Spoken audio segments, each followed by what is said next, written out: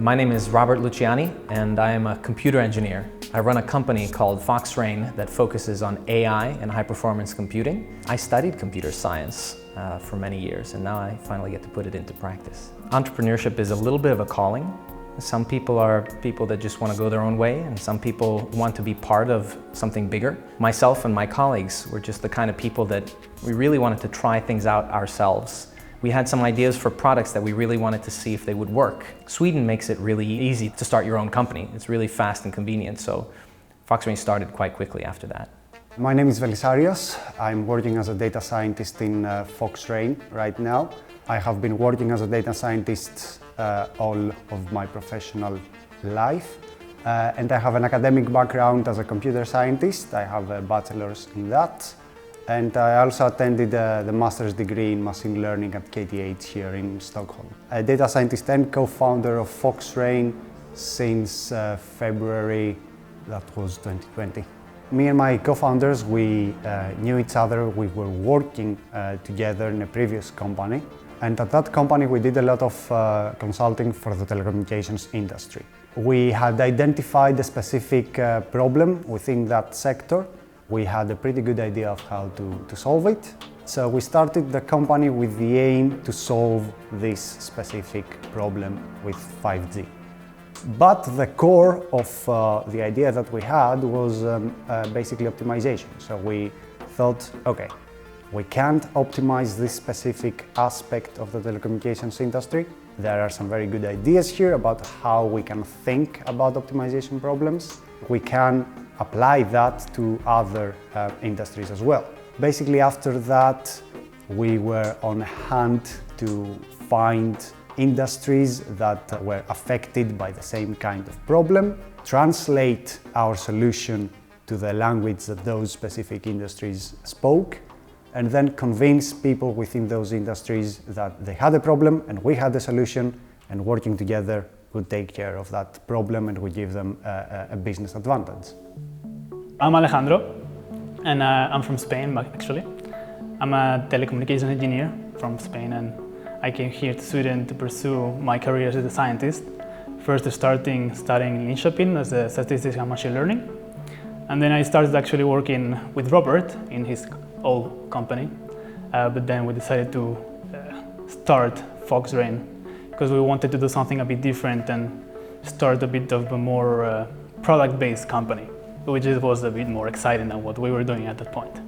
I was a worker, right? And at that point we were doing a lot of consulting, and we were not really doing what we really wanted to do, because at some point you really have to, do what the customer wants to do. So we wanted to build something that we were proud of and that was a bit more innovative, and to give us a sense of being proud of what you're doing. We realized that AI gives us a lot of opportunities in that area, and specifically in optimization. So Foxrane is a software development company that focuses on something called combinatorial optimization.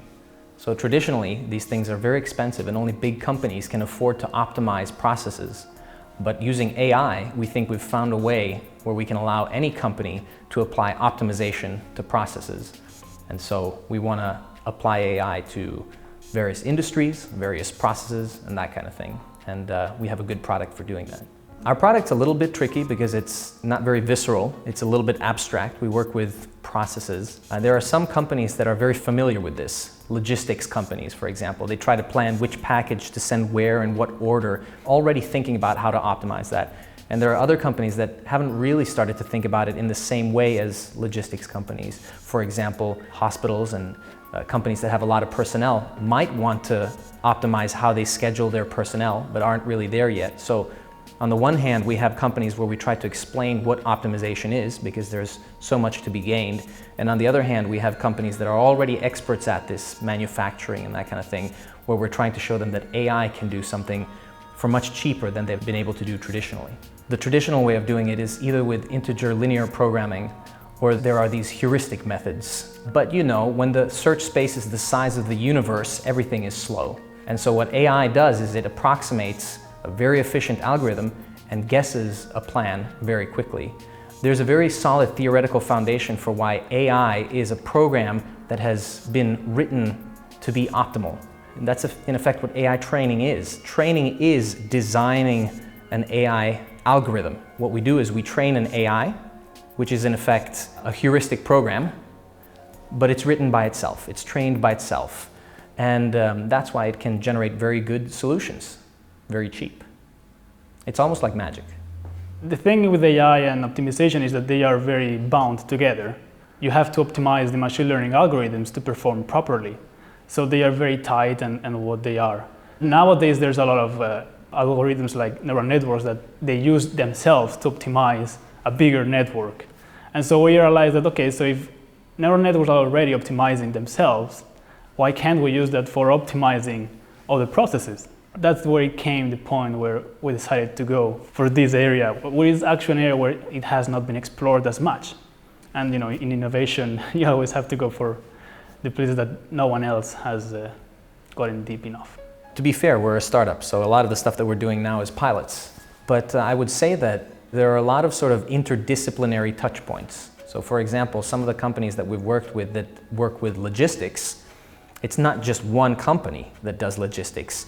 There is a supplier, there are customers to that customer, and they all need to sort of cooperate. And it tends to start with one pilot project, and you need to make sure that that pilot project can be good for the customer on its own. It can't just be a promise of future benefits that never materializes. Some of the major challenges that we faced when we started with Foxrane were the customers where we wanted to teach them about optimization. It was a much longer journey than we had anticipated. It's a two-step process. You first have to teach the customer what optimization is, or what AI is even perhaps, and then why your product is a good product. I think that's going to be a tendency in general with AI, where AI creates new product types.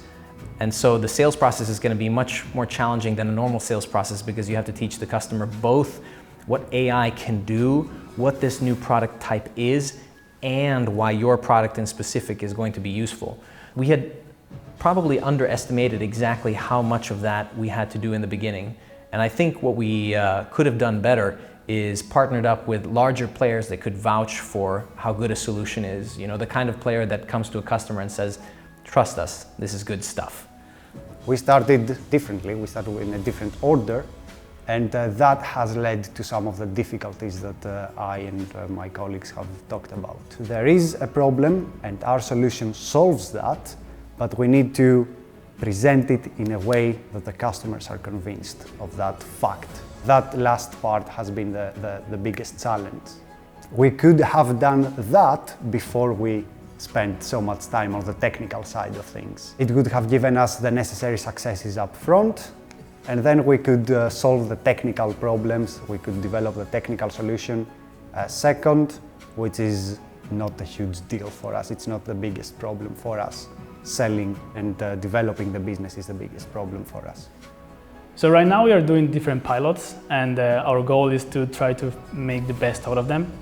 Like, we haven't finished entirely our product because it's, as I said, we want to generalize as much as possible on the optimization processes, and that will take a while. But we want to be concise on what we want to do, very proficient, and then making those pilots worth. And then after those pilots, next pilots, and if it's not pilots, maybe more. Another project, so that's our way to go, like just step by step. There's maybe two kinds of success that you can do in the field of AI, and there's one that's a bit more engineering oriented and one that's a bit more business oriented. When it comes to being a successful engineer in AI, I can't overstate the importance of being good at computers. I think a lot of people think that they can get away with just reading a lot of theory and maybe following guides and stuff. But you have to get hands-on, you have to be messing around with it at night, you have to be passionate, because maybe in 20 years this will all be mainstream and you can download it as a service and it won't be very complicated. But for the time being, AI is quite complicated and it requires a lot of dedication and passion to be really good at it. And that's what you want to do, you want to differentiate yourself. I think you need to get really good at computers if you want to work with AI. It's not impossibly hard, you just need to dedicate yourself. When it comes to business, it's very important, like with the internet. Everybody's very familiar with what you can do with the internet. You can communicate, you can send things. Not a lot of people are familiar with what you can do with AI. So how are you going to come up with good use cases for AI if you don't even know what AI can do? My advice for business people is that you need to get really familiar with conceptually what AI is capable of so that you can sit there and immediately recognize this is something that we could solve with AI or make better with AI. I think it's fair to say that I'm probably more of an engineer than just a business person, but AI to me reawoke my passion for computers in the same way that computers originally did when I first started with them.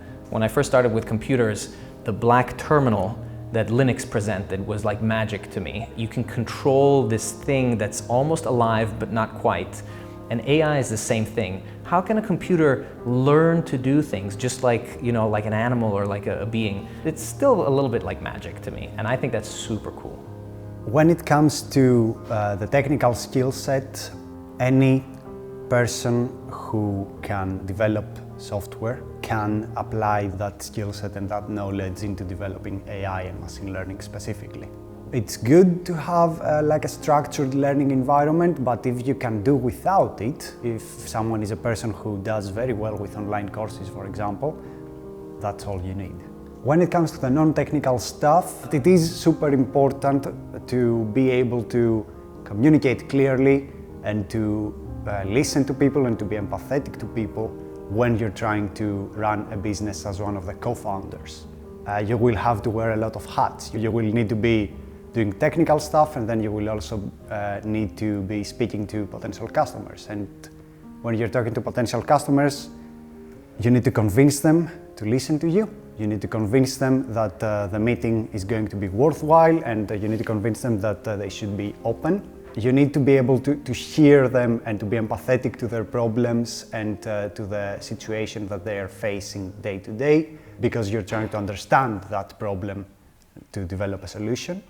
At a very practical level, if you're a university or a high school student or something like that, definitely go to parties, definitely talk to people around you, definitely attend some events and try to talk to people. There is no secret there. The secret is to not do what comes naturally to software developers, which is just sit in a dungeon, in a basement and develop all the time, basically. Give face-to-face communication a chance.